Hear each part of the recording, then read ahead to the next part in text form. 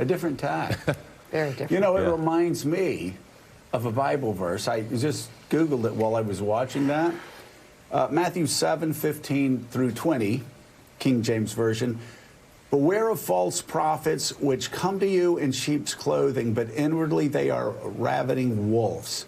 Ye shall know them by their fruits. Ye shall know them by their fruits. Willie, you know, I've been to that prayer breakfast, know the people who run it, saw what Donald Trump, you know, through the years, talking about The Apprentice. Himself. Talking about himself. Oh. Attacking political. But again, know them by their fruits. It is the antithesis of everything that you see in red letters when you read through the gospel of Jesus Christ. It's unbelievable. And that's a guy that got, what, 90% of the evangelical vote? Yeah. Wow. Yeah. I mean, that prayer breakfast and evangelical is just one group, another group that bent the knee to a man, to Donald Trump during this. And we're going to hear from Senator Ben Sasse of Nebraska in just a few minutes, who put out a really striking video yesterday making the point that this should not be about the worship of one man. It should be about doing what's right and what's good for the country and good government. And we saw time and again over the last 4 years people throwing everything to the side to bend a knee to Donald Trump.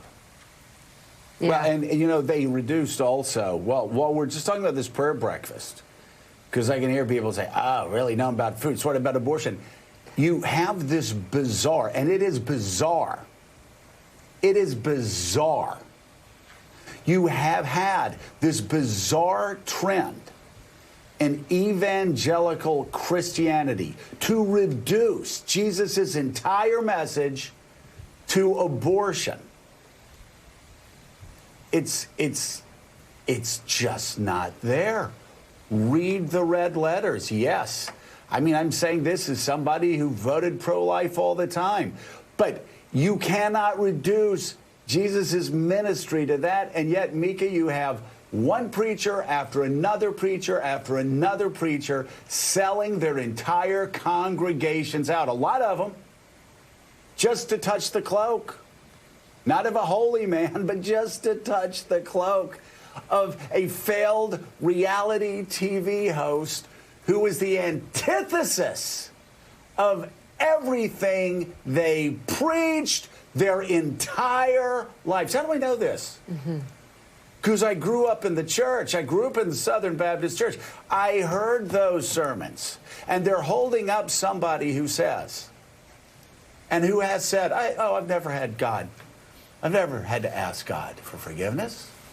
I know, I've never really thought about it. I don't need to ask God for forgiveness. Well, you know what? I have to ask God for forgiveness, not every day, like every hour. Like we all do. Christians are supposed to understand that.